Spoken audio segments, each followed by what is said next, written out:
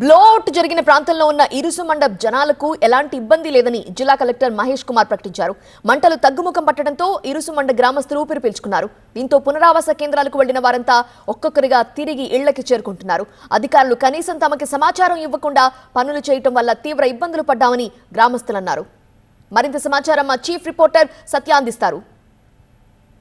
ప్రస్తుతం బ్లోఅవుట్ సంభవించినటువంటి ఏదైతే ఇరుసుమండ గ్రామానికి సంబంధించి జిల్లా కలెక్టర్ ఒక నివేదిక అయితే చెప్పారు. ఏదైతే ప్రజల వరకు కూడా భయాందోళనకు గురవకలదు, మంటలు అదుపులోకి వచ్చిన నేపథ్యంలో ఎవరో ఇళ్లకి వారు చేరుకోవచ్చు అంటూ కూడా చెప్పడంతో నిన్నటి వరకు అంధకారంలో ఉన్నటువంటి ఇరుసుమండ గ్రామానికి సంబంధించి ఇప్పుడే వాళ్ళు విద్యుత్ సరఫరా కూడా ఇచ్చిన నేపథ్యంలో లైట్లు కూడా వెలుగుతున్నటువంటి దృశ్యాలు కూడా చూడొచ్చు. నిన్న వీళ్ళంతా కూడా ఇళ్లలోంచి బయటికి వెళ్ళిపోయినటువంటి పరిస్థితి. అంటే కరెంట్ ఎప్పుడు ఇచ్చారమ్మా మీకు?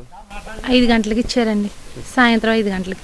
ఈ 2 రోజులు మీరు ఎంత ఇబ్బంది పడ్డారో? నిన్న 11 గంటల నుంచి బయటికి వెళ్ళిపోయారు, పిల్లలతోని వృద్ధులతోని అందరితోని. ఎంత ఇబ్బంది పడ్డారు? చాలా కంగారు అయిపోయామండి. పగలు కాబట్టి తెలిసింది, నైట్ అయితే ఇంకేమి ఉండకపోతుందని అనుకున్నాం. చాలా భయం వేసిందండి.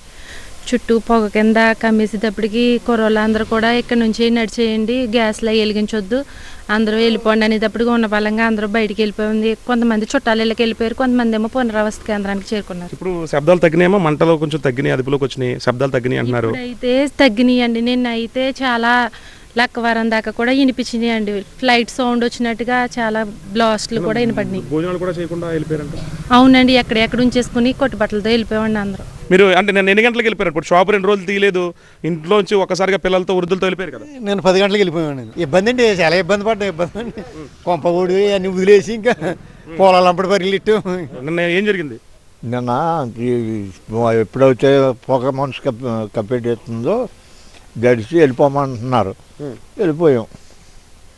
నిన్న నుంచి ఇదిగో ఇప్పుడు వచ్చాం. అసలు ఇప్పుడు బ్లోఅవుట్ తర్వాత మళ్ళీ బ్లోఅవుట్ చూసారు ఎప్పుడన్నా? ఇదేనా? ఇదే.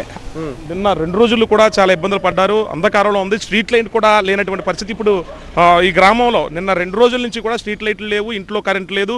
ఎక్కడికక్కడ ఉన్న పళంగా కట్టుబట్టలతో వీళ్ళంతా వెళ్ళిపోయినట్టు పరిస్థితి నేపథ్యంలో ఇప్పుడు ఒక్కొక్కటిగా ఇళ్లలో లైట్లు వెలుగుతున్నటువంటి దృశ్యాలు. ఇక్కడ కూడా నిన్నంతా కూడా అంధకారం ఉంది, కట్టుబట్టలతో వీళ్ళంతా వదిలేసి వెళ్ళిపోయినటువంటి దృశ్యాలు. ఇప్పుడే వీళ్ళు ఒక్కొక్కరుగా ఇల్లుకు చేరుకుంటున్నారు. ఇళ్ల లోపల విద్యుత్ కాంతులు వెలుగుతున్నటువంటి పరిస్థితి. అయితే నిన్న ఈ ఏదైతే బ్లోఅవుట్కు సంబంధించి ఒక్కసారిగా పెద్ద శబ్దాలు రావడము, ఫాగ్ మొత్తం కూడా గ్యాస్ చిమ్మేయడంతో ఏం జరుగుతుందో ఆందోళన తెలియక అన్నం తింటున్న వాళ్ళు మధ్యలో పరిగెట్టేయడము, స్కూళ్ళల్లో ఉన్న పిల్లలు వెళ్ళిపోవడం, అంత గందరగోళం గురైంది. కాబట్టి ఖచ్చితంగా ప్రజలంతా కూడా భయాందోళన గురైంది. కాబట్టి ఈ విపత్తు అనుకోవచ్చా, లేదంటే బ్లోఅవుట్కి సంబంధించిన ప్రమాద అంశాన్ని అంతా కూడా రాష్ట్ర ప్రభుత్వం దృష్టికి తీసుకెళ్తా ఉంటూ స్థానిక ఎమ్మెల్యే దేవ వరప్రసాద్ ఇప్పటికే సీఎం చంద్రబాబు దృష్టికి తీసుకెళ్లామని చెప్పారు. స్థానిక ఎంపీ కూడా స్థానికంగా ఉన్న గ్రామస్తులకి ఖచ్చితంగా ఆదుకుంటాం అనేది ఒక మాట చెప్తారు. ప్రస్తుతానికైతే మాత్రం ఎవరైతే ఇక్కడ 2 చోట్ల ఉన్నటువంటి మంగిన గంగయ్య సంబంధించినటువంటి అక్కడ ఏదైతే ఫంక్షన్ హాల్తో పాటు మరొక చోట ఉన్నటువంటి 2 చోట్ల 450 మంది కుటుంబాలు ఈ రాత్రి కొంతమంది, ఉదయానికి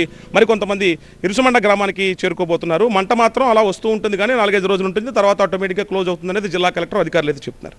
కెమెరా పర్సన్ రసూల్తో కలిసి సత్య TV9 ఇరుసుమండ గ్రామం నుంచి.